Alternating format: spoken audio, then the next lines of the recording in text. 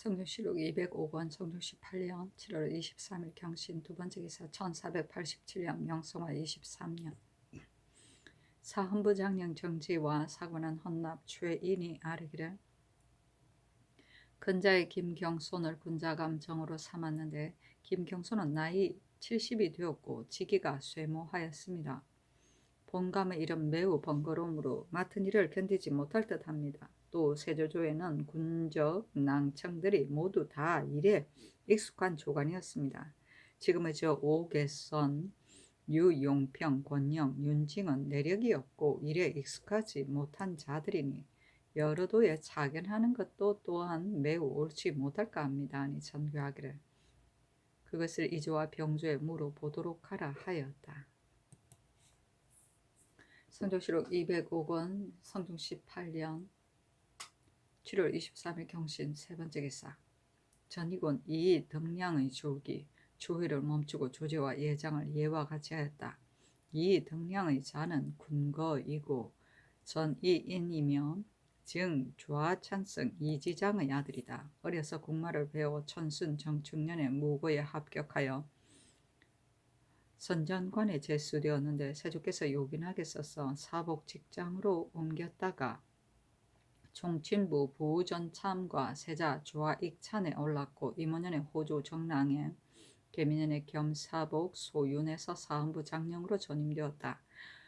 훈련관 부사로 옮겼고 성화 을리운년에 특별히 통정대부 경원 도호부사를 더했다가 얼마 아니 되어 어미 병 때문에 징환되었고 정해년에 이 시해가 반란을 일으켜 세조의 특명으로 해령 도호부사가 되고 품계가 가전대부에 올랐으며 이 시해가 주살되자 정충 출기 적게 공신의 호를 하사받고 가정대부에 올랐으며 무자년에 징환되어 전이군으로 봉해졌다가 얼마 후에 평양 부윤에 제수되었다가 기충년에 일로 인하여 파직되었다. 경인년에 봉군이 회복되고 충청도, 강원도, 경기, 영안도의 관찰사를 영임하였으며 기해년에 공조참판으로 경자년에 병조참판으로 제수되었으며 이민년에 자헌대부 형조판서에 오르고 계묘년에 사헌부 대사원에 갑진년에 호조판서에 올랐다가 이해에 어미병으로 사직하고 봉군되었다가 지금에 이르러 졸하니 나이 53세이다. 시후를 장경이라 했는데 적을 이기고 뜻이 강한 것을 장이라 하고 일찍 일어나 일에 공손히 하는 것을 경이라 하였다. 아들이 없어 당질 이연손으로 사자를 삼았다. 이 등량은 정의왕후의 언니의 사위였는데 임금에게서 가장 두터운 지우를 받아 대선 형조판서, 호조판서는 모두 다 임금의 특지였다. 사신이 논평하기를 이 등량은 배우지 못한 무인으로서 청리와 연인하여 누조에서 지우를 받고 훈명에 참여하게 되었으며 양조의 장애까지 이르렀으나 아직 한 가지 행시도 일컬을 만한 것이 있다는 말을 듣지 못하였으니 이른바 등에 짊어지고 또 수레를 탄 격이다 하였다.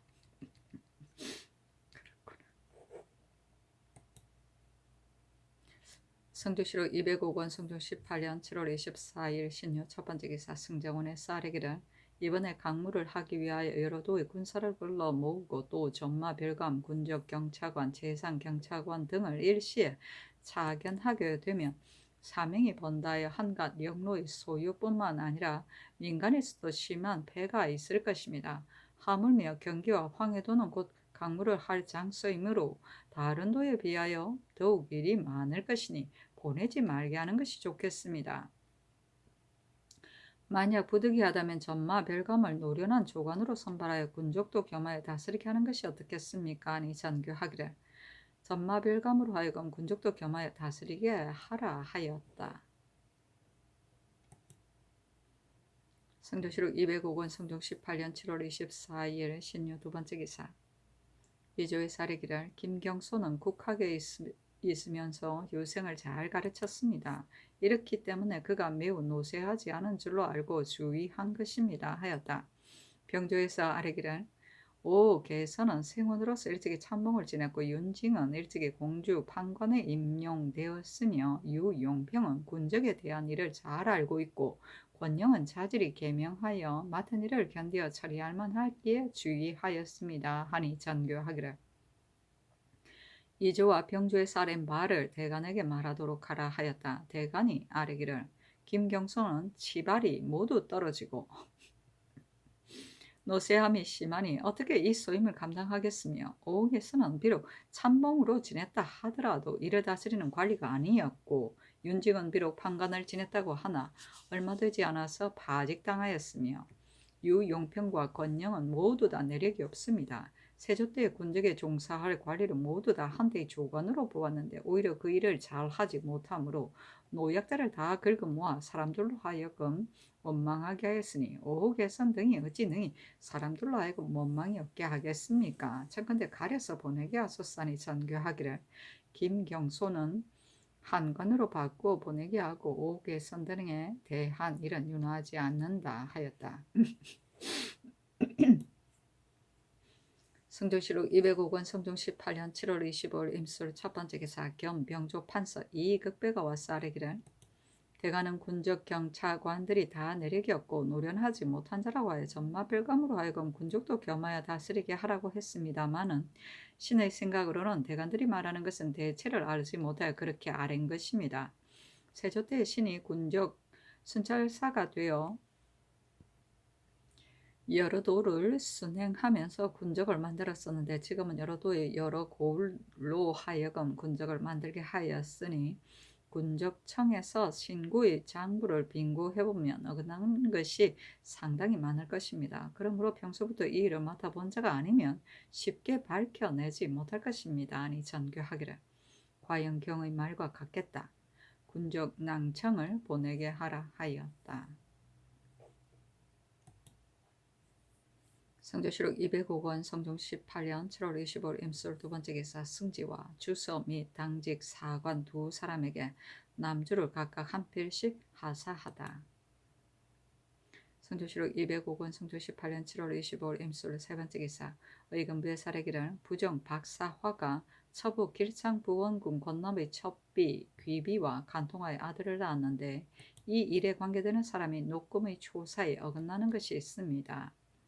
청그대 장으로 신문하게 하소서니 전교하기를 밝히고자 하면 세월이 이미 오래되었고 밝히지 아니하려 하고 하면 일이 풍교에 관계되는 것이니 영도년 이상에게 의논하게 하라 하였다. 심회가 의논하기를 녹금이 처음에 국문할 때 권남이 귀비와 사통했다고 말하고 두 번째로 국문할 때 하기에 이르렀으나 이를 숨겼으니 반드시 그 정실이 있을 것입니다. 진실로 마땅히 곤장으로 물어야 할 것이고 또 풍속에 관계되는 일이니 버려두고 묻지 아니한다면 아마 박사화는 평생도록 스스로 변명하지 못할 것입니다 하고 윤필상은 의논하기를 이 일은 시로 풍교에 관계되는 것이므로 세월이 오래된 것이라고 하여 버려둔다는 것은 옳지 못합니다 하였으며 홍응은 의논하기를 이 일은 신이 실로 의심하는 것입니다. 종과 주인의 사이는 서로 숨겨주게 되는 것인데 갑작스럽게 집 종에게 물어서 그 주인의 범한 바를 밝히게 하는 것은 진실로 온당하지 못합니다. 그리고 20여 년이 지난 뒤에 간통한에 대한 일을 전해 듣고 형정으로서 사람의 죄를 그물에 걸리게 한다면 이는 정치에 큰 험이 될 것입니다. 그러니 버려두는 것이 좋겠습니다 하고 이극배는 의논하기를 먼저 말의 출처를 물어보아서 만약 적시를 하지 아니하며 버려두고 만일 사단이 있으면 녹금을 먼저 곤장으로 묻는 것이 어떻겠습니까 하였다.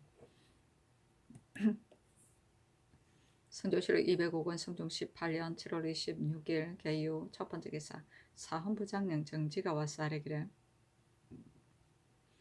군적 경차관 오옥개선 등은 이미 보내지 말라고 명한 것을 병조에서 다시 보내기를 청하였는데 신등이 생각하기로는 그 노련하지 못한 자가 중임을 맡으면 반드시 이를 그릇되게 할 것입니다. 청컨대 보내지 말게 하소서니 전교하기를 삼공과 대상이 모두 다 맡길만 하다고 말하기에 보내게 한 것이다 하였다. 정지가 반복하여 청하였으나 들어주지 아니하였다. 사관원 정은 유인중이 와서 아뢰기를 군적은 중대한 일이므로 한 번 만들어지면 갑자기 고치지 못하는 것인데 오옥에서는 무리가 어찌 그 소임을 감당할 수 있겠습니까? 아니 전교하기를 옛 사람이 이르기를 어진이에게 맡김을 의심하지 말라고 하였는데 내가 삼공의 말을 중하게 여기기 때문에 허락하지 아니하였다 하였다. 정지와 유인종이 아래기를 삼공도들은 잘못 청구할 때가 있을 것입니다. 이 무리들은 모두 다 용렬하여 공론에서 용납하지 못하였으니 반드시 인연과 청탁으로 매진하게 된 것일 것입니다. 전말을 겸하여 보내라는 명령이 이미 내려졌는데 이것 배가 기필코 보내고자 하니 사정을 쓴 것이 분명합니다. 하니 선교하기를. 만약 청탁이나 인정을 쓴 사실이 있다면 그대들이 마땅히 밝혀서 말할 것이고 그렇지 못하면 말하지 말라 하였다. 성조실록 205권 성조 18년 7월 26일 개헌 두 번째 기사. 예조의 사례기를 대내전의 사자 철로둥이 대장경과 황금을 요구하였습니다. 회봉할 외인들의 양료 등에 대한 일도 매우 간절하니 비록 다 따르지 못한다 하더라도 또한 다 거절할 수가 없겠습니다. 하니 전교하기를. 우리나라는 불교를 믿지 아니하고 다만 옛날에 인출한 대장경이 1, 2번만 있어 국왕의 청에 대비하고 있는 실정이니 그대들의 말을 따르기가 어려울 것 같다. 그러나 그대들이 마음으로 정성껏 구함으로 부득이 따르는 것이다 라고 하여 이렇게 철호를 설득시켜 우리나라에 그 경이 없다는 것을 알게 하라 하였다. 성조실록 205권 성조 18년 7월 27일 갑자 첫 번째 기사. 승정원의 전교하기를. 박사화의 아내가 이미 죽었다 하더라도 자녀가 있으면 곧남의 집과 서로 숨겨줄 것이므로 입증할 수가 없을 것이다. 만약 확실히 말의 근원이 나온 것을 알게 되면 박사화도 자복을 거부하지 못할 것이니 그것을 헌부에 물어보라 하니 지평 정지가 와서 아뢰기를. 박사화에 대한 일은 신등이 풍문으로 들은 것입니다. 만약 말의 근원을 묻는다고 하면 앞으로 풍문에 대해서는 들어서 핵실하기가 어려울 것입니다. 콧남의 집 녹금이 일일이 공초를 바쳤으니 비록 말의 근원을 묻지 않는다 하더라도 이것으로 충분히 사실이 인정될 수가 있을 것입니다. 하였다. 또 전교하기를. 이는 가볍고 쉬운 일이 아니므로 진실로 풍문을 가지고 추액하기가 어려울 것입니다. 종과 주인 사이는 숨겨주는 법이 있으니 그대는 마땅히 본부로 돌아가서 자세히 물어보고 처음에 대장과 더불어 이 일을 말하는 자를 아뢰도록 하라 하니 정지가 아뢰기를. 박사와의 아내는 자식이 없이 죽었으니 노금이 박사와에게 조금도 숨겨줄 이치가 없을 것입니다. 비록 처음에 대장에게 발언한 것을 묻지 않는다 하더라도 대장과 더불어 말한 자를 물으면 곧 대장은 마침내 박사와 더불어 서로 대변해야 할 것입니다. 신의 생각으로는 다만 녹금에게 묻는 것으로도 실정을 얻을 수 있을 것으로 여깁니다. 하였다. 전교하기를. 그대들의 말의 근원을 묻고자 하지 아니하는 까닭은 반드시 박사가 아무리 내 일을 밝혀낸다라고 이럴 것이므로 아무가 내 일을 밝혀낸다라고 이럴 것이므로 원망을 품을까 두려워하는 것이다.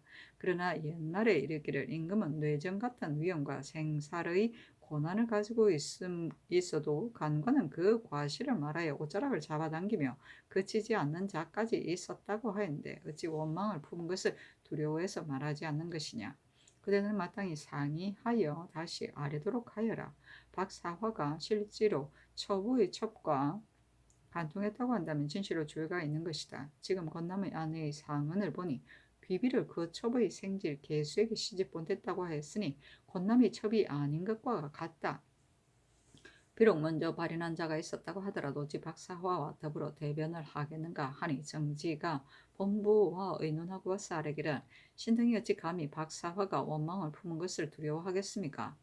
말하지 않는 까닭은 대간이 오로지 풍문으로 거역하여 만약 매사에 말의 근원을 찾아 묻게 되면 사람들이 모두 다 대간과 말하기를 즐거워하지 않게 될 것이므로 이목이 넓어지지 못할 것입니다.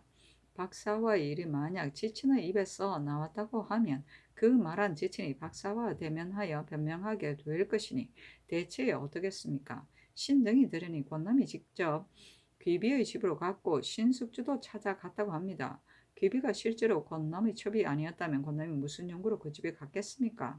권남과 신숙주가 지금 비록 죽었다고 하더라도 여기에서 들은 바와 녹금의 초사를 근거로 하면 말의 근원을 묻지 않더라도 또한 추국하기에는 충분할 것입니다. 아니 전교하기를.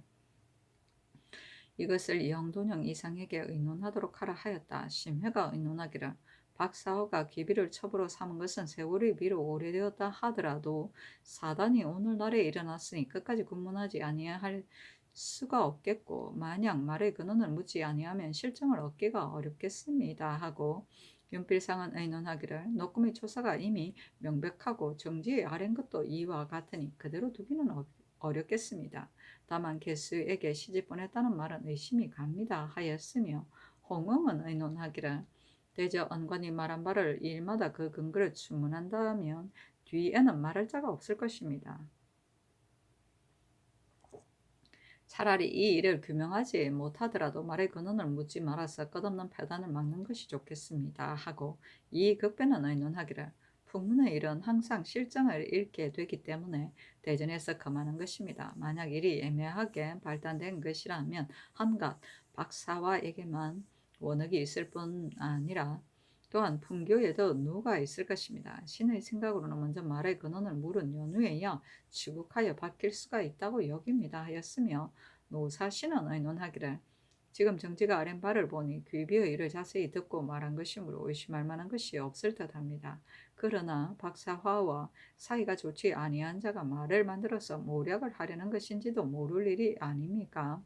이는 큰 일이니 용이하게 처리하는 것은 옳지 못하겠습니다. 신의 생각으로는 그 말의 근원을 물어서 더불어 대변을 하게 되면 반드시 이치에 굴복하게 되고 말이 궁해질 것이니 이와 같이 하면 억울한 것도 저절로 없어질 것입니다 하였다. 승정원의 전교하기를 먼저 대장에게 발언한 자는 묻지 말고 다만 처음에 대관과 더불어 말한 자를 물어서 아뢰도록 하라 하니 지평정지가 아뢰기를 신등이 박사화가 권남의 첩을 가늠의 아들을 낳았다고 들었지만 아직 사실인지는 알지 못하다가 지평 윤파는 권남의 아내의 삼촌 조카이기 때문에 시험삼아 물어보며 이를 개었더니 윤파가 말하기를 그 말은 과연 거짓이 아니다 라고 하였으므로 그로 인하여 거역한 것입니다 하였다. 전교하기를 윤파는 지금 대관이 아니니 불러서 물어보게 하라 하니 윤파가 와서 아뢰기를 박사와의 마음과 행실은 신은 일찍이 불초하다고 생각하고 있었는데 대중의 처음 이로 신에게 이를 묻기 때문에 과연 그러한 일이 있었다고 대답한 것입니다 하였다. 전교하기를 마땅히 다 말하고 숨김이 없느냐 하므로 윤파가 아뢰기를 이용의 종이었던 귀비는 장례원에 속해 있었는데 권남이 자색이 있다는 말을 듣고 첩을 삼고자 하다가 공신의 비로소 하사를 받아 사통했던 것입니다. 그 뒤에 세종으로 박사화의 아내에게 주었더니 박사화가 이어 간통하여 첩을 삼고 아들을 낳았으므로 친족들이 모두 다 그를 그러다고 하였습니다 하니 전교하기를 윤파를 건부에 내려 추국하여 아뢰도록 하라 하였다. 대장은 사안부나 사관원에서 실무를 전장하던 각 부서의 우두머리이다. 성종실록 제20권 3년 7월 7일조에 보면 사안부에서는 대사헌으로서 지평까지를 대장이라고 칭하고 사관원에서는 대사관으로부터 정은까지를 대장이라고 칭한다 하였다. 성종실록 205권 성종 18년 7월 29일 병인 첫 번째 기사 영도년 윤호가 와서 아뢰기를 어제 신의 아우 윤파가 박사와의 일을 발설했다가 구속이 되었는데 이 일은 신도 일찍이 목도한 것이고 족속 사이에서도 말하는 중에 서로 이를 그러다고 의논했습니다. 만약 말의 근원을 묻는다면 윤파는 반드시 신을 가리킬 것이기 때문에 먼저 아뢰는 것입니다. 권남의 아내 이신은 신의 삼촌 숙모이므로 신이 그 일을 자세히 알고 있습니다. 권남이 이용의 종 귀비가 자색이 있다는 말을 듣고 좋아하여 공신의 종으로 하사를 받아 사통했던 것입니다. 그런데 이씨가 투기하고 권남도 또한 무리하다는 것으로 이를 물리쳐 그의 종에게 시집 보냈다가 뒤에 박사화에게 주었더니 박사화가 간통하여 첩을 삼고 아들을 낳기까지 이르렀습니다. 이는 족친들이 모르는 자가 없습니다. 하니 전교하기를 지금 윤파를 공문하면 윤파가 능히 스스로 말할 것이다 하였다. 성조실록 205권 성종 18년 7월 29일 병인 두 번째 기사 승정원에서 전교하기를 강무할 때 경유할 여러 고을의 수령들이 임금의 수레를 따르는 종제에게 정류하고자 하여 민간으로부터 함부로 거두는 패단이 있으나 헌부로 하여금 이를 교찰케 하고 또 이 뜻을 경기 관찰사에게 유시하도록 하라 하였다. 선조실록 205권 성종 18년 7월 30일 정묘 첫 번째 기사 임금의 탄일이다. 할애받는 것을 정지하고 백간이 표리를 올렸다. 임금의 종친 일품 이상과 영도령 이상 그리고 입직한 병조의 도충부 여러 장수 및 승지 주서 사관 홍문관원을 장경궁의 뜰에서 대접하도록 명하였다. 성조실록 205권 성조 18년 7월 31일 정묘 두 번째 기사 동지 중추부사 홍일호와 계승군 이양생이 경기와 황해도에 강무할 때 주필할 곳을 가서 살펴보고 회개하기를 지나가는 땅에는 콩과 서곡이 들을 덮었는데 짐승의 흔적은 보이지 않았으니 이로써 금수가 번성하지 못한 것을 알겠습니다. 아니 승정원에 전교하기를 황해도에는 본래부터 금수가 많다고 일컬었고 관찰사도 또한 사냥할 만하다고 일렀는데 지금 홍일호 등이 짐승의 흔적은 보이지 않는다고 와서 아뢰니 이는 반드시 조중에서 바야흐로 이 도에서 장기가 있어 강무하기에 마땅치 않다고 논하고 있기 때문에 이 무리들이 여러 사람의 의견을 두려워 이렇게 아뢰었을 것이다. 그들을 헌부에 내려 추국하게 하라 하였다. 주필은 임금이 머무를 곳이다.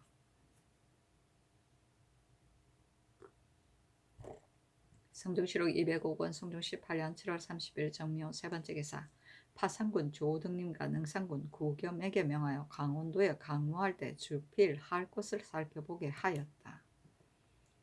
성종실록 205권 성종 18년 7월 30일 정묘 네 번째 기사 승정원의 사례기를 대간이 만약 탄핵을 당하면 비록 공주라 하더라도 반드시 갈았는데 지금 대사원 김승경이 사사로운 일로 고문을 당하고 있으며 집이 한사문도 지방에 있으므로 개인할 관원이 없어서 일이 많이 유치됩니다. 하니 전교하기를 대사원을 바꾸도록 하라 하였다.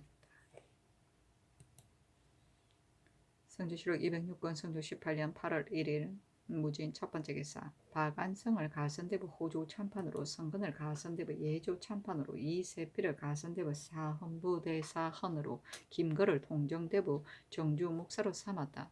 사신이 논평하기를 사헌부에서 바야흐로 탄핵하고 있는 일이 있으므로 이세필이 처음 제배되고도 행공하지 못하였고 매약 모여서 의논하게 될 때를 당하여는 병을 핑계하고 나오지 않았으니 집이 이하가 모여서 의논하여 즉시 논박하여 파직시켰다고 하고 논평하기를 성근은 아들이 없었는데 아내 한씨가 궁액의 족속인 연출로 이를 2년 삼아 궁중에 드나들었고 계승군이 해를 넘기도록 그의 집에 비우하였으므로 이에 따라 궁액에 의지하여 붙었으니 추세하는 무리들이 대문 밖에 폭주하였다 하였다. 계승군은 성종의 둘째 아들 이름은 이순이다. 그렇구나. 성조실록 206권 성종 18년 8월 2일 기사 첫 번째 기사 상참을 받다. 성조실록 206권 성종 18년 8월 2일 기사 두 번째 기사 경련에 나아가다. 오래간만에. 성조실록 206권 성종 18년 8월 2일 기사 세 번째 기사 일본국 비전주 상승포 조아지 원차랑이 사람을 보내와 토산물을 바쳤다. 성조실록 206권 성종 18년 8월 2일 기사 네 번째 기사 주강에 나아가다. 성조실록 206권 성종 18년 8월 2일 기사 다섯 번째 기사 의금부의 사례기를 귀비의 옥사는 사정이 매우 분명한데 유도 귀비만 자복하지 않으니 청가대 형장하여 신문하도록 하소서하니 전교하기를 내가 먼저 박사월을 곤장 때려 신문하고자 하니 영도령 이상에게 의논하도록 하라 하였다. 홍응이 의논하기를 신은 이 일을 계획하기가 어렵다고 여깁니다. 귀비가 박사와에 첩이된 지 오래인데 지금 귀비를 형장으로 신문하여서 박사와가 숨기고 있는 일을 적발하는 것은 일의 대체에 매우 어긋남으로 시행할 수가 없습니다. 대해전에 이르기를 수령이 탐하고 백성을 침략한 것 이외에는 풍문을 들어주지 않는다고 하였습니다. 하물며 말이 비복들의 입에서 나와 서로 용언하여야 할 가까운 친척들에게 전파된 것이겠습니까? 이제 이미 20년이나 된 뒤에야 그런 비밀을 수색하는 것이 어찌 예전 성인들이 죄악을 숨겨주던 어리이겠습니까? 사실 여부를 알지 못하면서 갑작스럽게 형장으로 신문을 가하여 드디어 옥사를 성립시키는 것은 정치의 대체에 온당하지 못하니 내버려 두는 것이 마땅합니다. 하고 이극배는 의논하기를 권남의 집에 일을 아는 노비가 어찌 유독 노건뿐이겠습니까? 단지 노건만을 주문해보고 갑자기 귀비를 형장하는 것은 사례에 합당하지 못합니다. 또 한석유와 권근이 비록 친히 보이지는 않았더라도 어찌 들은 바가 없겠습니까? 명사에 화문하는 것이었다겠습니까? 하고 노사시는 의논하기를 귀비가 이미 박사회 첩이되었으니 만일 권남과 더불어 사통한 일이 있었다고 말한다면 이는 지 아비를 고발하는 것이니 한가 서로 용언하는 법에 구애될 뿐만 아니라 대체에도 온당하지 못한 일입니다. 권남의 가문은 번성하여 자손들도 많고 노비들도 또한 많으니 만일 그런 일이 있었다면 알게 된 사람이 유독 노건뿐만이 아니었을 것이니 마땅히 널리 물어 증거를 수집하되 무사람의 말이 한결같이 박사화에게 직접 물어야 합니다. 어찌 반드시 귀비를 형장하여 신문한 다음에야 실정을 알아내게 되겠습니까? 하였다. 한석이와 권근을 승정원으로 명수하여 묻기를 권남이 귀비와 사통했었느냐 하지 않았느냐 하니 한석이가 아뢰기를 장인이 값을련 무렵에 귀비가 자식이 있다는 것을 듣고 첩을 삼고자 점유하여 공신비를 삼았으나 대해보니 실제는 자식이 없었으므로 즉시 종에게 시집 보내주었습니다. 사통했는지의 여부는 신이 알지 못합니다. 하고 권근은 아뢰기를 신이 무인년에 출생했는데 신의 아비가 얼유년에 돌아가셨습니다. 어렸을 적의 일을 어떻게 알 수 있겠습니까? 다만 계면년에 박사가 평산 부사가 되었을 때 신에게 서신을 보내어 귀비의 소생을 속신하고자 하니 전개하는 문서를 만들어주기 바란다고 하므로 신이 즉시 어미에게 고하니 어미의 말이 너희 아비가 당초에 귀비를 첩으로 삼으려 하다가 마침내 실현하지 못했었다. 그러나 일이 올바르지 못한 데서 나왔으므로 문서를 만들어줄 수가 없다고 했었습니다. 하자 전교하기를 이 일을 마침내 어떻게 해야 할 것인지 한석유와 권근의 말을 가지고 영돈형 이상에게 의논하도록 하라 하였다. 심해가 의논하기를 한석유는 장인의 비밀스러운 일을 알기가 어려울 것이고 권근 또한 어렸을 때의 일이라 과연 알지 못할 것입니다. 다만 권근의 어미와 권근의 말이 이러하여 박사화가 스스로 밝힐 수 없을 것이므로 추궁해서 국문화의 실정을 알아내는 것이었다겠습니까? 하고 윤필상은 의논하기를 노금이 공주한 말이 명백하여 내버려 두기는 어렵습니다. 하고 홍응은 의논하기를 한석이 등의 말이 확실하지 못하여 일이 밝히기 어렵게 되어 있으니 내버려 두는 것이 마땅합니다. 하고 이 극배는 의논하기를 박사화가 귀비를 첩으로 삼은 것은 권남이 죽기 전에 있었던 일이니 만일 권남이 사통했다면 어찌 검하지 않고서 사유의 죄악이 이루어지게 했겠습니까? 먼 옛날에 있었던 일이어서 추궁하여 밝히기가 진실로 어렵겠습니다. 신의 생각에는 장인이 비록 사통하지 않았다 하더라도 당초에 첩을 삼고자 했었다면 사비되는 사람이 어찌 범할 수 있겠습니까? 단지 그러한 죄만 다스리고 나머지는 모두 내버려 두는 것이었다겠습니까? 하고 노사신은 의논하기를 권남이 귀비를 사통했다는 것은 곧 안방의 은밀한 일이어서 알 사람은 자제들에게 불과할 것인데 한석유와 권근이 모두들 알지 못한다고 했으니 진실로 의심스럽습니다. 하니 전교하기를 일이 애매하여 핵실하기 어려우니 내버려 두도록 하라 하였다. 그렇다. 오래된 건데. 성조실록 206권 성종 18년 8월 2일 기사 6번째 기사 석강이 나아가다. 성조실록 206권 성종 18년 8월 3일 경호 첫번째 기사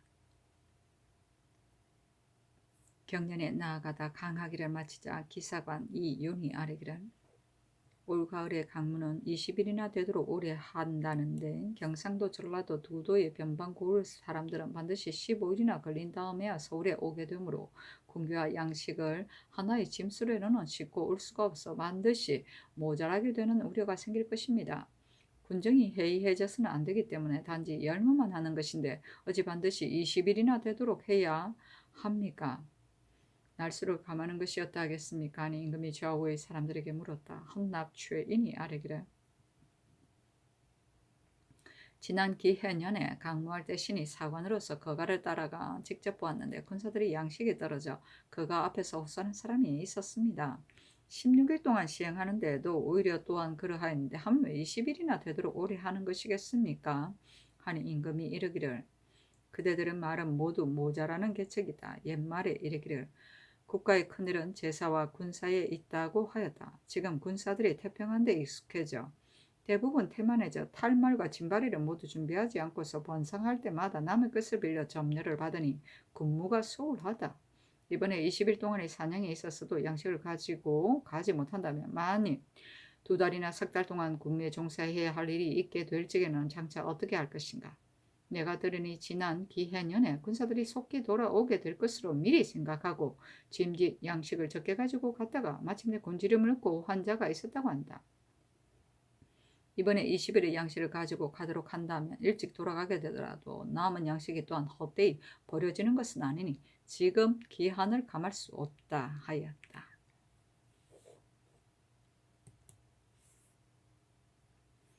성조실록 206권 성종 18년 8월 3일 경우 두 번째 기사. 원종홍의 사자 철우가 하직했다. 그에게 보내는 답서에 이르기를 서신을 받고 강기를 함을 알게 되었으니 반갑고 마음 놓입니다. 헌상하는 예물을 삼가 아래고서 잘 받았습니다. 이번에 내려주는 백조포 10필, 흑마포 10필, 인삼 35권, 호피 2장, 표피 2장, 남사피 10장, 변화 침석 15장, 창밀 15두, 해송자 100건, 면포 219필을 돌아가는 사자에게 주었으니 받아주기 바랍니다. 요관 대장경은 일찍이 여러 주에 구해 가버렸기 때문에 거의 남아있는 것이 없습니다. 그러나 사사를 간직하고 있는 것들은 널리 찾아보고서 삼가 악교에 대합하겠으니 그렇게 알고 계시기 바랍니다. 나머지는 잘 보존하시기 바랍니다. 이만 줄입니다. 하였다. 성조실록 206권 성조 18년 8월 3일 경우 세 번째 기사 주강에 나아가다. 성조실록 206권 성조 18년 8월 3일 경우 네 번째 기사. 호주에서 영안도 관찰사 성준의 계본에 의가의 아래기라. 올해 본도의 화국은 오랜 장마로 인해 손상되어 풍년이 될지 흉년이 될지를 알지 못하겠습니다. 또 북도의 여러 보는 절반이 넘게 무너졌으므로 부득이 수축해야 하는데 또한 양전하는 일도 있어 한꺼번에 아울러 거행하기가 어려우니 청컨대 아직 양전은 정지하도록 하소서 하니 그대로 따랐다. 성조실록 206권 성조 18년 8월 3일 경우 다섯 번째 기사. 어모장군 최식이 상서하기는 신의 정조 최무선이 중국에 들어가 화포 쏘는 법을 배우다가 드디어 우리나라에 전파하였는데 지금도 시험하여 쓰고 있습니다. 지난 경신년 무렵에 왜구들이 깊이 내 집까지 들어오고 변방고을에서 사람을 죽이고 해치게 되었을 적에 최무선이 그 화포를 사용해 적의 선봉을 꺾었으니 그 공로가 진시로 적지 않습니다. 하고 이어서 그의 집에 간직하고 있던 용화, 포섬, 적도, 일축과 화포법 일책을 올렸는데 모두 고하와 고서였다. 또 아래기를 목화실을 가지고 온 사람의 자손은 지금도 모두 농욕하고 있습니다. 우리 정조가 공로가 있는 이러한데도 녹용되지 못하니 신은 그에게 민망하게 여깁니다 하니 음식을 먹여 보내도록 명하고 이어서 각궁 한 장을 내려주었다.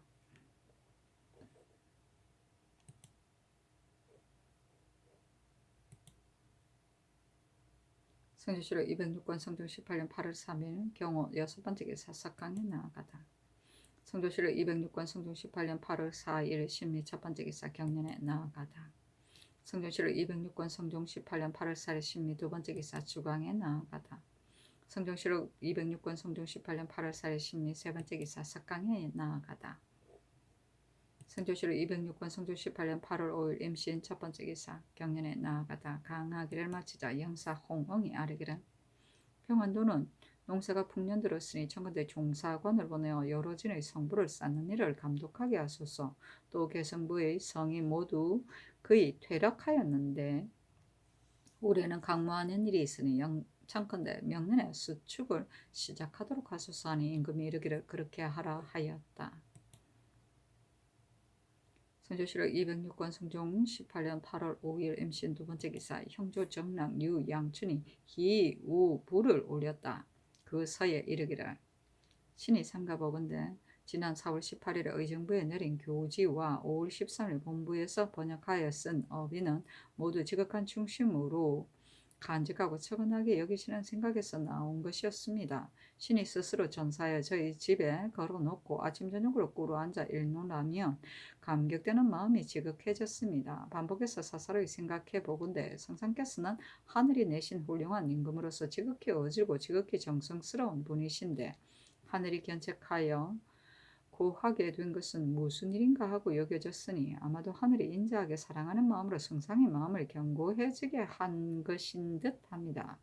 하늘이 견책함으로 인하여 백성의 고통스러운 일을 찾으시느라 밤낮으로 걱정하고 수고하셔서 날마다 공경되신 대간 시종들과 더불어 빠짐없이 간구하고 검토하도록 하여 벌써 남김없이 소통시키고 씻어내게 되었으니 이는 하늘이 성상의 마음을 더욱 힘쓰시게 한 일입니다. 위로는 조중으로부터 아래는 여항에 이르기까지 유식하거나 무식하거나 감동되지 않은 사람이 없으며 모두들 우리 성상의 지극한 의지심과 지극한 정성이 이미 하늘의 듣는 바를 감동시켜 그 보응이 오게 됨을 서서 기다릴 수 있으리라 믿어 의심치 않았는데 과연 얼마 되지 않아 하늘이 큰 비를 내려 3일 동안이나 그치지 않았으니 주 이하가 환호성을 올리며 모두들 풍년 들고 즐겁게들 상설하고 하였으니 진실로 하늘이 깊이 도우신 일입니다.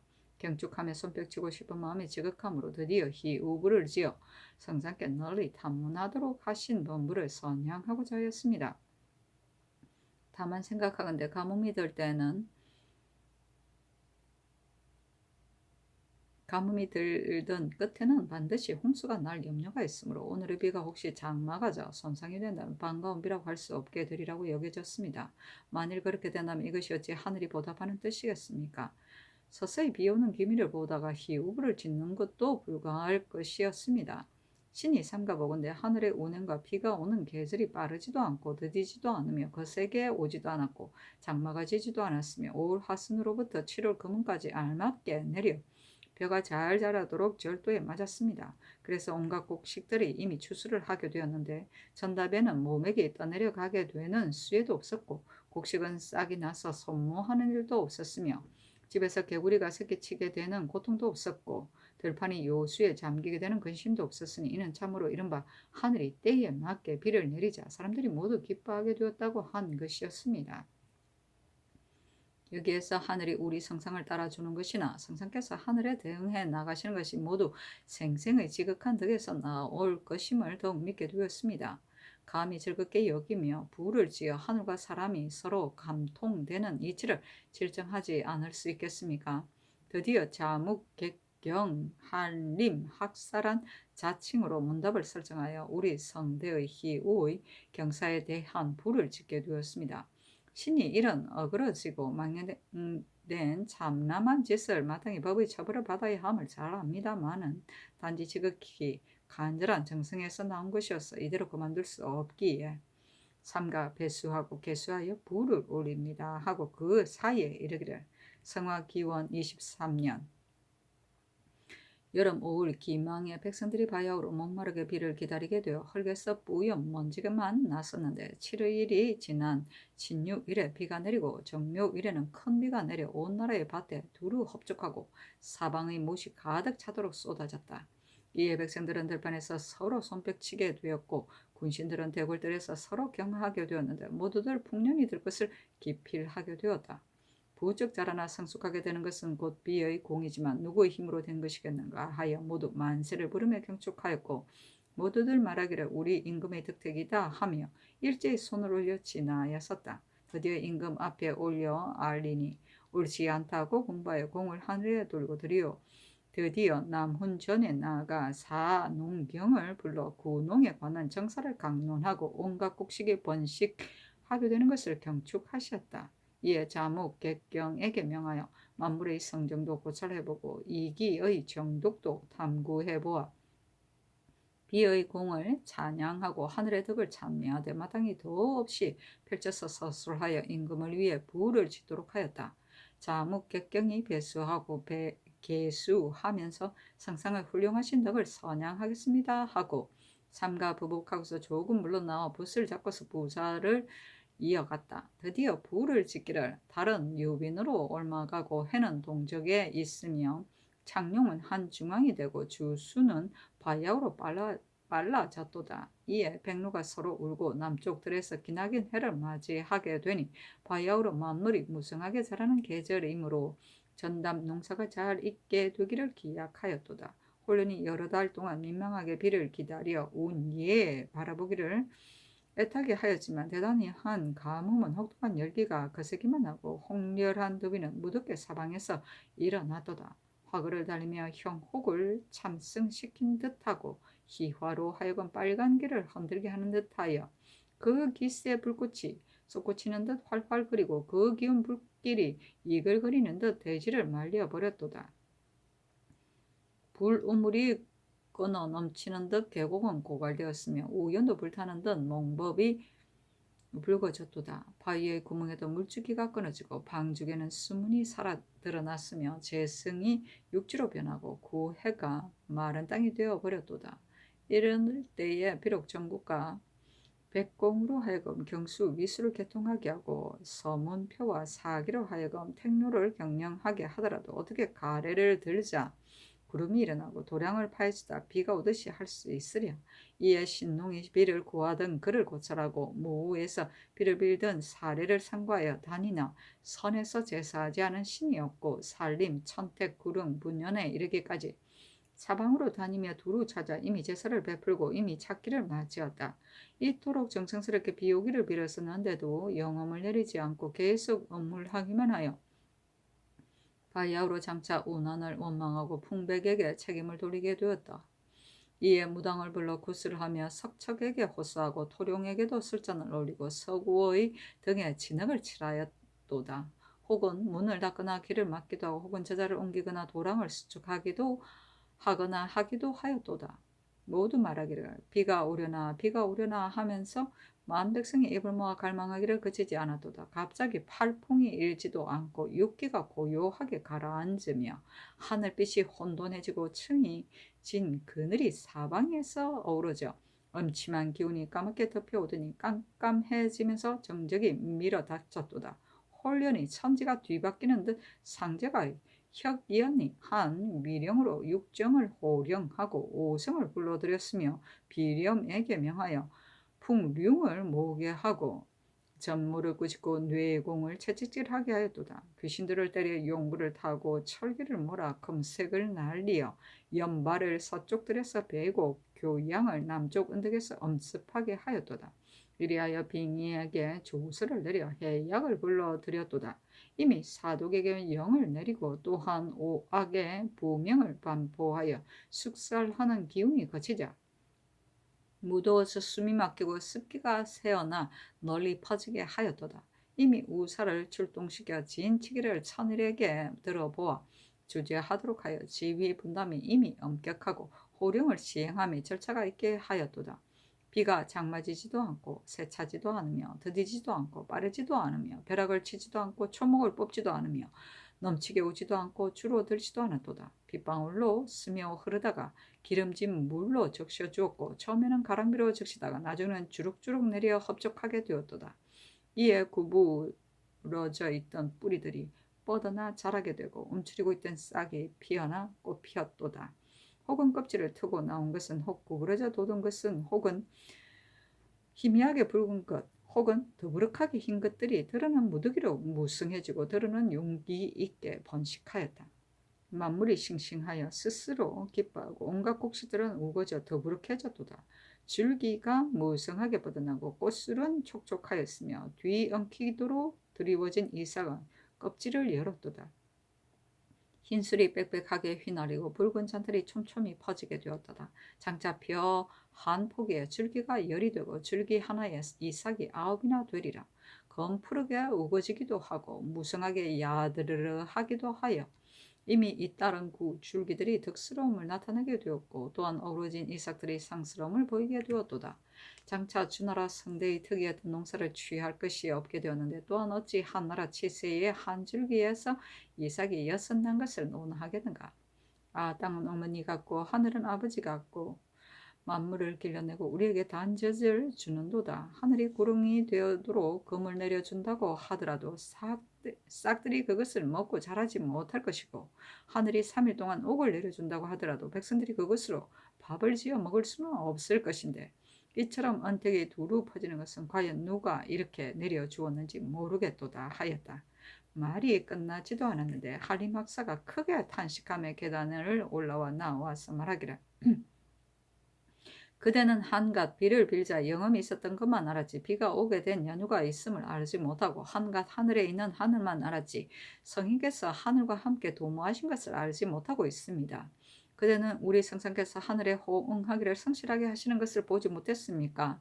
일원의 이치를 체득하여 고주를 펴고 일덕을 지키면서 구경을 행하며 이 길을 범위에 맞게 운영하고 칠정을 기형으로 바로잡아 그로서 천공을 대행하고 천직을 닥대 삼가 조심하여 두려워하여 정사에 임하기를 공경스럽게 하였으며 이에 신농을 조술하고 후직을 조종으로 삼아 친히 적전에서 일을 하며 종묘에 바칠 자성을 장만하기도 하고 빈풍을 염두에 두어 경작하고 수확하는 데 따른 정령을 줄이기도 하였습니다.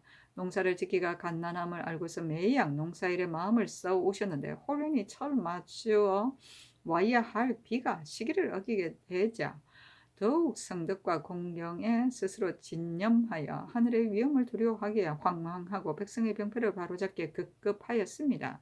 드디어 감선하고 철악하며 간물건심하는 비통한 분부를 내려 기애와 혼구인 신하들에게 말을 해주기를 바라며 강직하고 뛰어난 선비들에게 구원을 하였으며 서로가 수승하고 협찬하여 자신의 미치지 못하는 바를 바로잡아 주기를 바라셨습니다. 특히 현명한 사람을 상진시키고 현명하지 못한 사람은 내지어 실수를 바로잡고 폐단을 고치게 하였으며 이어 죄가 무거운 죄수를 관대하게 처리하고 죄가 가벼운 죄수를 놓아주며 밝혀지지 않은 죄는 묻어두고 원통하게 적체되어 있는 죄는 신원해 주었습니다. 포흠을 감면해주고 궁핍한 사람을 구제하여 돌봐주며 사민하는 법령을 개혁하고 백성을 부역시키는 법을 간소화하여 이미 감옥 죄수들을 살피는 은혜가 기뻤고 또한 민생을 풍족해지게 하신 은덕이 흡족하셨습니다. 이에 인심이 서로들 기뻐했으니 어찌 하늘의 뜻이 감통되지 않겠습니까? 드디어 분명하게 응답하느라 단비를 내리어 깊은 은혜를 보임이 원만하였으니 하늘은 우리 백성을 통하여 듣는다는 것을 확신하겠고 성상의 마음이 위로 하늘과 같음을 알겠습니다. 이것이 어찌 산천에 빌고 토룡에게 빌므로써 하늘의 힘을 돌리게 하고 하늘의 기틀을 움직이게 된 것이겠습니까? 덕이 마르고 인이 마르게 되거나 나라가 불타듯 하고 정사가 후끈거리는 것과 같은 것은 곧 이른바 하늘도 가뭄이 들고 사람도 가뭄이 든 일이니 또한 응보가 족함에 무엇을 의심하겠습니까? 우리 성상께서는 하늘 받들게 진실로 성실하게 하였고 형식으로 하지 않으셨습니다 하였다. 자묵 객경이 재배하고 소리 높여 말하기를 위대하신 상상의 덕이 하늘과 짝이 됨을 진실로 그대의 말과 같다는 것입니까? 그러나 나는 이에 있어서 느끼는 바가 있으니 그대에게 질문하기를 청합니다. 예전에 여우 임금은 공경스럽게 하늘에 순응하였으나 어찌하여 9년의 홍수가 있었고 성탕은 공경스럽게도 천도를 승상하였으나 어찌하여 7년의 가뭄이 있었으며 주나라 선왕처럼 하늘을 공경하는 분으로 이미 운한의 한탄을 면치 못하였고 우리 성상께서도 하늘을 받으셨지만 또한 을사년의 근심이 있었습니다. 이것이 어찌 덕이 하늘에 어그러지는 일이 있었어이겠습니까? 아마 시운을 맞출 수 없었을 것입니다. 진실로 천도는 그윽하고 아득한 것인데 어찌 사람이 하는 일로 고할 바가 있겠습니까? 하였다. 할림 박사가 눈을 부릅뜨고 눈썹을 짙게 올리며 깨우치기를 그대는 하늘이 임금을 견책하며 고하는 것은 또한 임금을 인자하게 사랑함이 지극하다는 것을 알지 못합니까? 알지 못하고 있습니다. 하늘이 요임금을 견책하였을 적에는 순히 자신에게 경고하는 것이라고 여기고서 스스로를 시험하게 되었었고 하늘이 성탕을 견책하였을 적에는 몸소 6가지를 가지고서 자책하였으며 하늘이 주나라 선왕을 견책하였을 적에는 몸가짐을 삼가며 두렵게 여겼었고 우리 성상께서도 하늘의 견책을 공경스럽게 받으시면서 또한 오직 나의 주의라고 하였습니다. 내가 그 연유한 발을 찾아보면 어찌 불러들인 원인의 발단이 없겠습니까? 혹자는 조정에 사용이 있는데도 제가 하지 못했으니 사람 알아보기가 어렵다는 점에 있어서 유감이 없을 수 없었고, 혹자는 자신이 군신의 변동기에 처하여 하늘의 벌을 대신 시행한 점에 있어 참득이 없을 수 없었고, 혹자는 자신을 제3 간절하게 경계하면서 하늘이 호소하였으니 어찌 여왕의 여독에 이어받게 된 때문이 아니겠습니까? 우리 성상께서도 비전하며 잘못된 일들을 찾으셨으니 또한 어찌 인사에 혹시라도 잘못된 것이 없겠습니까? 이에 하늘이 견책을 내려 깨닫게 되도록 하는 것은 참으로 임금들을 인자하게 사랑하는 음질에서 나온 일인 것입니다. 성인들이 하늘을 감흥시키게 된 것은 역시 수성함이 소격하게 된 것임을 알겠고, 임금들끼리 복을 이루게 하는 길은 인책하여 스스로 신책하는 것보다 큰 것이 없음을 알겠습니다. 마침내 하늘의 응보를 받아 드디어 철에 맞춰 만물을 육성하게 되었고, 지극히 높고 밝은 덕이 하늘의 짝이 되었으니 마땅히 하늘에 대응해야 합니다. 어지 그만하게 스스로 잘못이 없다고 여기면서 쉬움만 핑계하고 살피지 않겠습니까? 아, 훌륭하셨습니다. 저 하늘의 무죄는 가뭄은 봉토를 마르게 하려는 것으로 여기고, 노노라 목공은 왕병에 걸린 사람을 학대하고자 하다가 단지 하늘의 노여움만 초래하게 되었으니 감히 천심을 돌리 소망을 가졌겠습니까?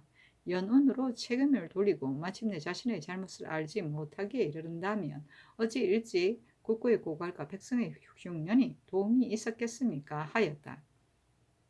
이에 자묵객경이 두려운 표정으로 태도를 고치고 민망하게 여겨 마음에 감복하면서 자리를 피하여 물러앉아 드디어 한림학사에게 송을 지으라고 양보하였다. 그 송에 이르기를, 아, 혁혁하신 우리 임금은 덕이 하늘의 짝이 되어 한결같이 지성스러우셨도다. 지성은 쉼이 없고 감동되며 반드시 통하는 법이라 원령을 감동시켰도다. 어그러진 기운 물러가고 화기가 혼돈하여 기름진 비가 내렸도다. 신령이 주는 융성하여 넉넉하고 흡족하니 만물이 자라게 되었도다. 비 오고 변 나는 것이 순조로워 시절이 고르고 연사가 풍년더니 오직 거룩한 임금의 덕이로다. 하늘과 임금의 감응이 통하고 상하가 호응하여 서로 기뻐하게 되었도다 하였다. 자묵객경이 허는이 붓을 들어 말을 더 잇대겠다고 청하여 이르기를, 내가 듣건대 태평한 시절에는 벼에 병이 생기지 않는다네. 밤에는 반드시 단비가 내리고 낮에는 반드시 온화한 바람이 불되 바람은 72차례 불고 비는 36차례 오는 법이로다. 올해의 날씨는 오직 싹들이 잘 자라게 했으니 어찌 백성들이 노력뿐이겠는가. 진실로 하늘이 도운 것이다.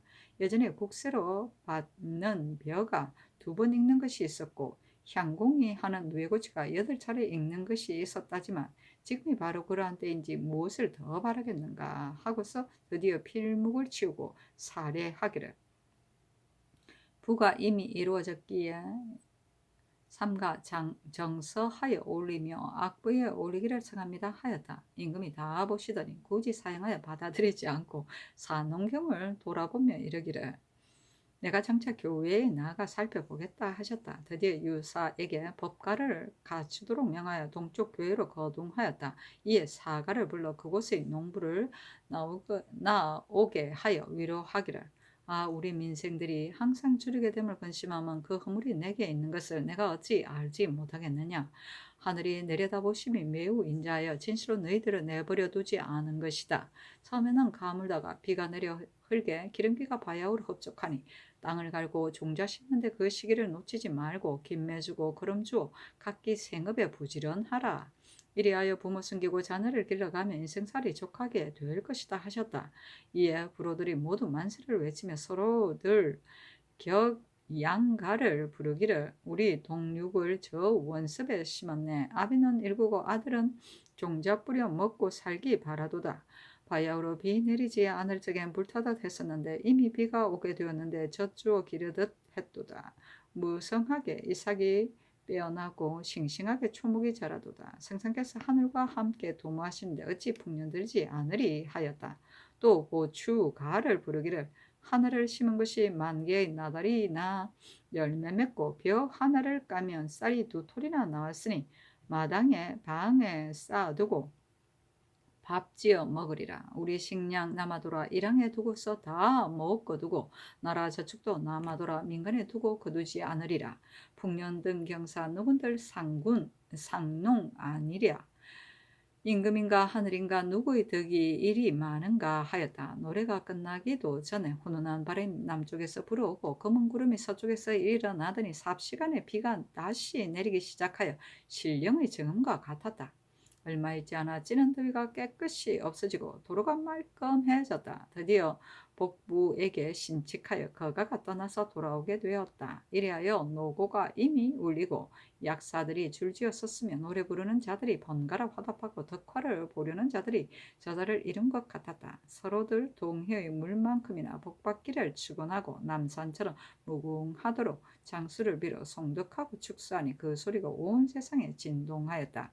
광대한 덕화는 마치 하늘이 덮어주고 땅이 실어주는 듯하며 언뜻은 마치 비가 내리고 바람이 퍼지는 듯하였다. 전교하기라. 이 부의 뜻은 좋기는 하다. 그러나 내가 미칠 수 있는 바가 아니니 승정원에 머물러 두도록 하라 하였다. 사신이 논평하기라. 유양춘은 아첨하는 말을 올려 언총을 바라느라 제예를 팔아서 임금을 속이려고 하므로 진신들이 비웃었는데 얼마 되지 않아 과연 사헌부의 탄핵을 받았다 하였다.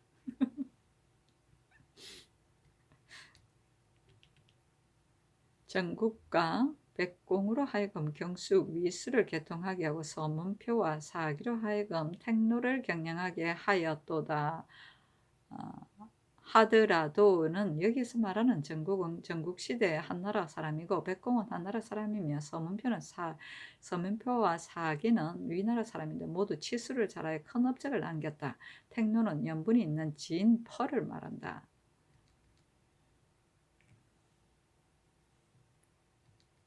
석우는 광주기에 보면 중국 울림군의 산 동남쪽에 연못 있고 연못 주위에 돌로 만든 소가 하나 있어 사람들이 제사 지냈는데 가뭄이 들면 백성들이 소를 죽여서 기우제를 지냈다. 즉 소의 피를 진흙과 섞어서 이 석우 등에 바르고 예를 맞으면 비가 오게 되는데 큰 비가 내려 소의 등을 씻게 되어 진흙이 다 없어지면 날씨가 개었다고 한다. 육기는 천지 사이의 6가지 기운 양, 풍, 우, 회, 명을 말한다. 오성은 목성, 화성, 금성, 수성, 토성을 말한다. 육정은 둔갑술을 할 때 부르는 신장을 말한다. 비렴은 바람을 맡은 신이다. 융은 비나 구름 신이다. 전모는 번개를 맡은 신이다. 뇌공은 천둥을 맡은 신이다. 용거는 신선이 타는 수레이다. 철기는 무장한 군마이다. 연발은 가뭄을 맡은 신이다. 교양은 강하게 내려 쬐이는 태양이다. 빙의는 물을 맡아보는 신이다. 해약은 바다를 맡은 신이다. 사독은 나라에서 받드는 내강이다. 우산은 비를 맡은 신이다. 천일은 전투를 맡고 사람의 길흉을 하는 천재의 신이다. 일원은 만물의 근본 원리를 말한다. 구주는 세상을 다스리는 9가지 큰 법이다. 구경은 세상을 다스리는 9가지 큰 도리를 말한다. 이기는 음과 양을 말한다. 칠정은 일월과 오성을 말한다. 기형은 혼천의를 말한다. 조술은 스승이나 조상의 도를 이어받아 밝힘을 말한다. 적전은 임금이 친히 경작하던 토지이다. 자성은 나라의 대직에 쓰는 서직을 말한다. 철학은 나라에 제의가 있거나 국상이 있을 때 음악을 철폐하는 일이다. 포흠은 관물을 사설에 있어서 모자라는 물건을 말한다. 담당관원이 보상하여야 한다. 하늘이 요 임금을 견책했을 적에는 순이 자신에게 경고하는 것이라고 여기고 스스로 시험하게 되었었고는 요 임금 때 홍수가 큰 피해를 끼치고 장마가 심하였는데 순 임금은 천자의 자리를 물려받자 우를 사공에 임명하여 홍수를 다스린 일을 말한다. 여왕은 주나라 선왕의 앞 임금으로 포학했다. 피전은 비상이나 이변이 있을 때 임금이 계구하는 뜻에서 정전이 아닌 다른 곳에 거처하는 것이다. 음절은 하늘이 사람의 행위에 따라 화복을 내리는 것을 말한다. 소격은 하늘을 밝게 감동시키는 것을 말한다. 봉토는 봉사를 지내기 위해 산에 흙을 높이 쌓는 것을 말한다. 노나라 목공은 왕병에 걸린 사람을 학대하고자 하다가는 얘기 당궁 하에 보면 가뭄이 심하자 노나라 목공이 현자를 불러 묻기를 하늘이 오랫동안 비를 내리지 않으니 내가 왕병에 걸린 사람을 학대하고자 한다고 하였다. 왕병에 걸린 사람은 하늘을 쳐다볼 뿐 아래를 굽어보지 못하므로 하늘이 그의 코에 물이 들어가는 것을 가엾게 여겨 비를 내리지 않았다는 말이 있었기 때문에 임금이 그를 학대하면 하늘이 그를 가엾게 여겨 비를 내려줄 것이라는 뜻이다. 월령은 하늘의 별칭이다. 법가는 임금이 거둥할 땐 타는 수레의 한 가지이다. 사가는 농사를 담당하는 관원이다. 동은 일찍 심어 늦게 익은 벼이다. 육은 늦게 심어 일찍 익는 벼이다. 원습은 높은 땅과 낮은 땅이다.